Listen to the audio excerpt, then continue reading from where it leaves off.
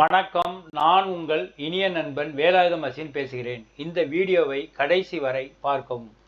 To view this in English, just type in the Google Velayutham Ashwin. நமது சேனலை பார்க்க வேலாயுதம் அஸ்வின் என்று கூகுளில் டைப் செய்யவும். இந்த வீடியோவின் டெஸ்கிரிப்ஷன் காலத்தில் டெலகிராம் லிங்க் கொடுத்திருக்கிறேன், பார்த்து பயன்பெறுங்கள். நமது சேனலின் பிளேலிஸ்ட் பார்த்து நான் பேசியிருக்கிற தலைப்பில் உங்களுக்கு தேவையான வீடியோ தேர்ந்தெடுத்து பாருங்கள். வங்கி சம்பந்தமான உங்கள் கேள்விகளுக்கு பதிலளித்திருக்கிறேன். கூகுளில் வேலாயுதம் aSwin.blogspot.com டைப் செய்யவும், அல்லது இந்த வீடியோவின் டெஸ்கிரிப்ஷன் காலத்தில் லிங்க் கொடுத்திருக்கிறேன், பார்த்து பயன்பெறுங்கள். இன்றைக்கி நம்ம என்ன பார்க்க போகிறோம்னா என்பிஎஃப்சிக்கு ஃபுல் ஃபார்ம் நான் பேங்கிங் ஃபினான்ஷியல் கம்பெனி. அதை தமிழில் என்ன சொல்லுவாங்க அப்படின்னா வங்கி அல்லாத நிதி நிறுவனம் அப்படின்னு சொல்லுவாங்க. சரி சார், அப்போ வங்கி அல்லாத நிதி நிறுவனத்துக்கும் வங்கிக்கும் என்ன வித்தியாசம் அப்படின்னு சொல்கிறேன். நான் பேசிக்காக ஒரு டிஃப்ரென்ஸை சொல்கிறேன், வித்தியாசத்தை சொல்கிறேன். நீங்கள் அதை மட்டும் புரிஞ்சுக்கிட்டா போது ரொம்ப டீட்டெயிலாக நம்ம தெரிஞ்சிக்க வேண்டாம்னு நினைக்கிறேன். ஓகேவா? என்பிஎஃப்சி அப்படின்னா அவங்களும் என்ன செய்கிறாங்க, பேங்க் மாதிரியே அவங்க என்ன பண்ணுறாங்கன்னா கடன் கொடுக்குறாங்க, எல்லாமே பண்ணுறாங்க. ஆனால் அவங்கக்கிட்ட பேங்கிங்க்கு நடத்துறதுக்குள்ள லைசன்ஸு அவங்ககிட்ட கிடையாது. ஸோ அதனால தான் அவங்க வங்கி மாதிரி செயல்பட்டாலும் வங்கி அல்லாத நிதி நிறுவனம் அதுக்கு ஒரு பேர். இதில் நீங்கள் ஈஸியாக புரிஞ்சிருப்பீங்கன்னு நினைக்கிறேன். இந்த ஒரு பாயிண்டே போதும். In a statement issued on Friday, 30th September 2024, RBI issued a statement. இன்று RBI 4 NBFCகளின் பதிவு சான்றிதழை, அதாவது சர்டிஃபிகேட் ஆஃப் ரெஜிஸ்ட்ரேஷனை ரத்து செய்தது. அவங்களே கேன்சல் பண்ணாங்க. மேலும் 13 NBFCகளின் தானாக முன் தங்கள் பதிவு சான்றிதழை ஒப்படைத்துள்ளனர். அவங்களே தாமாக முன் என்ன பண்ணிட்டாங்க, அந்த சர்டிஃபிகேட் ஆஃப் ரெஜிஸ்ட்ரேஷனை திருப்பி ஒப்படைச்சிட்டாங்க ஆர்பிஐயில்.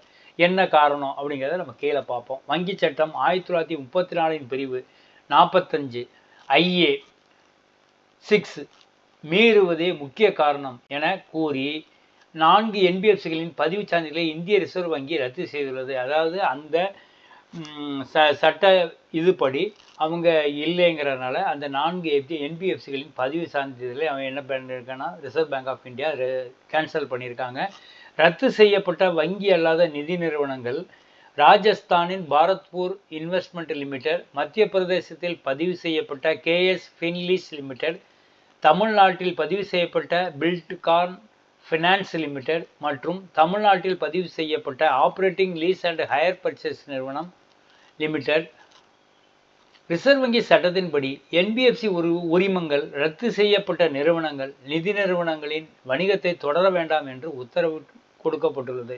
அதாவது ரிசர்வ் பேங்க் ஆஃப் அந்த இதை கேன்சல் பண்ணிட்டாங்களா, அந்த பதிவு சான்றிதழை, அந்த பதிவு செய்யப்பட்ட நிறுவனங்கள் இனிமேலும் தொடர்ந்து வணிகத்தை நடத்தக்கூடாது அப்படின்னு அவங்க சொல்லியிருக்காங்க.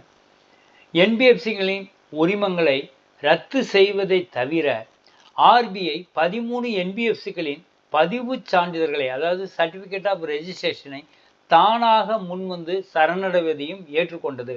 அதாவது இவங்களே ஆர்பிஐ கேன்சல் பண்ணியிருக்காங்க. அப்புறம் மேலும் ஒரு 13 வங்கி அல்லாத நிதி நிறுவனங்கள் என்ன பண்ணியிருக்காங்க, அவங்களுடைய பதிவு சான்றிதழ்களை ஆர்பிஐட்ட திருப்பி கொடுத்துருக்காங்க. அது என்னங்கிறத நம்ம கீழே பார்ப்போம். என்னென்ன காரணத்துக்காக அவங்க அதை திருப்பி கொடுத்துருக்காங்க அப்படிங்கிறதையும் பார்ப்போம். இந்த முடிவும் ரிசர்வ் வங்கி சட்டத்தின் அதே பிரிவின் கீழ் எடுக்கப்பட்டது. முன்னால் நம்ம சட்ட பிரிவு சொன்னோம் இல்லையா, அந்த சட்ட பிரிவின்படி இதுவும் எடுக்கப்பட்டிருக்காங்க. அது என்னங்கிறத பார்ப்போம். பதிவு சான்றிதழ் அப்படின்னா இங்கிலீஷில் சர்டிஃபிகேட் ஆஃப் ரெஜிஸ்ட்ரேஷன், அதை ஷார்ட் ஃபார்ம் CORன்னு சொல்லுவாங்க. பதிவு சான்றிதழை திருப்பி வழங்கிய 13 என்பிஎஃப்சிகளில் தமிழ்நாட்டை தலைமை இடமாக கொண்ட சுகுணா பின்கார்ப் மற்றும் மேற்கு வங்கத்தை சேர்ந்த ஸ்பர்பம் விற்பனை நிறுவனம் ஆகியவை என்பிஎஃப்சி வணிகத்திலிருந்து முற்றிலும் வெளியேறியுள்ளன. அவங்க இவங்க என்ன பண்ணிட்டாங்கன்னா டோட்டலாக அந்த வங்கி அல்லாத நிதி நிறுவனம் அந்த பிஸ்னஸ்லேருந்தே டோட்டலாக அவங்க என்ன செஞ்சாங்க, வெளியேறிட்டாங்க. அதனால என்ன பண்ணிட்டாங்க, அந்த பதிவு சான்றிதழை திருப்பம் இது ரிசர்வ் பேங்க் ஆஃப் இந்தியாட்ட ஒப்படைச்சிருக்காங்க.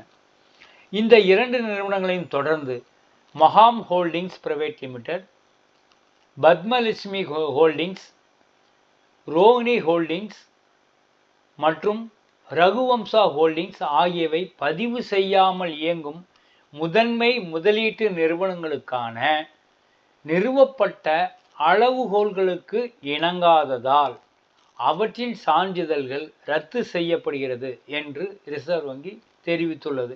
அதாவது ரிசர்வ் பேங்க் ஆஃப் இந்தியா வந்து சில வழிகாட்டுதல் பண்ணியிருப்பாங்க. அந்த வழிகாட்டுதல் படி என்ன செய்யணும், எல்லாரும் பேங்க்ஸாக இருந்தாலும் சரி, அது என்பிஎஃப்ஸாக இருந்தாலும் சரி, இல்லை ஃபினான்ஸ் கம்பெனியாக இருந்தாலும் சரி, அவங்க என்ன செய்யணும், நடக்கணும். அப்படி அந்த வழிகாட்டுதலுக்கு இணங்க நீங்கள் நடக்கலை அப்படின்னு சொன்னால் அவங்க என்ன பண்ணுவாங்கன்னா அந்த இதை வந்து ரத்து செய்வாங்க. அப்படி இல்லைன்னா நீங்களே வந்து அவங்களால அந்த இதை வந்து பண்ண முடியலை, அந்த அளவுகோலுக்கு இணங்க அவங்களால முடியலைன்னா நீங்களே நினச்சலாம் அதை திருப்பி கொடுத்துடலாம். அதான் நடந்திருக்கு.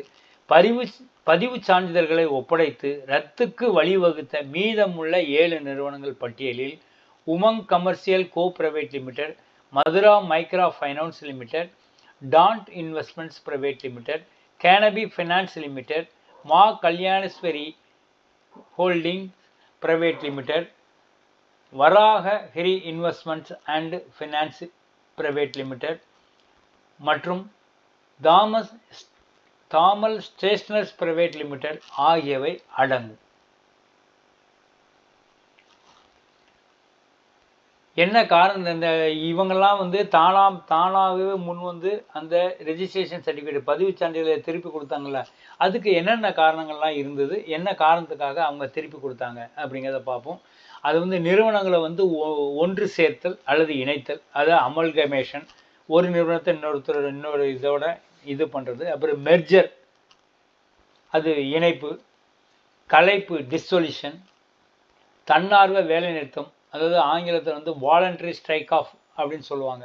அதாவது வாலண்டரி ஸ்ட்ரைக் ஆஃப்னா என்ன, நிறுவனங்களின் அதிகாரப்பூர்வ பதிவேட்டில் இருந்து தன்னை நீக்கிக் கொள்ளும் செயல்முறையாகும். தன்னை நீக்கிக் கொள்ளும்னா தன்னுடைய கம்பெனியை அதிலிருந்து பதிவு சான்றிதழை நீக்கிக் கொள்ளும் செயல்முறையாகும். அதுக்கு பேர் தான் வாலண்டரி ஸ்ட்ரைக் ஆஃப். அதாவது தாமாக முன் வந்து செய்கிறதுக்கு பேர் தான் அது தன்னார்வ வேலை நிறுத்தம். போன்றவற்றால் பதிவு சான்றிதழ்களை சர்டிஃபிகேட் ஆஃப் ரெஜிஸ்ட்ரேஷன் சிஓன்னு சொல்லுவாங்க ஒப்படைத்து விட்டன என்று ரிசர்வ் வங்கி தனது வெளியீட்டில் தெரிவித்துள்ளது. இப்போ உங்களுக்கு புரிஞ்சிருக்கும் என்னென்ன காரணத்துக்காக அவங்க வந்து திருப்பி கொடுத்துருக்காங்க அந்த சர்டிஃபிகேட்டு பதிவு சான்றிதழ் அப்படிங்கிறது தெரியும். ஸோ காரணம் வந்து amalgamation, dissolution, voluntary strike off. என் பெயர் ஜி வேலாயுதம் அஸ்வின்.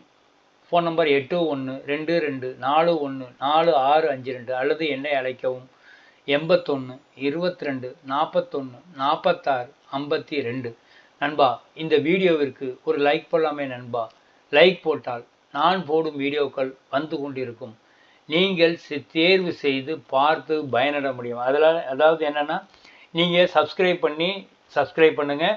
மேலும் வந்து நம்ம வீடியோவை நீங்கள் லைக் பண்ணீங்க அப்படின்னா நான் போடுற வீடியோக்கள் அனைத்தும் வந்து கொண்டிருக்கும். அப்போ நீங்கள் என்ன பண்ணலான்னா, நான் போடுற வீடியோவில் உங்களுக்கு வந்து எதை வந்து நீங்கள் விரும்பி பார்க்கணும், இதை பார்த்தா நமக்கு பயனுள்ளதாக இருக்கும்னு நினைக்கிறீங்களோ அந்த வீடியோவை நீங்கள் நினச்சலாம் பார்க்கலாம். அதனால் மறக்காமல் சப்ஸ்கிரைப் பண்ணுங்கள், லைக் பண்ணுங்கள். நன்றி, வணக்கம். மீண்டும் அடுத்த வீடியோவில் உங்களை சந்திக்கிறேன்.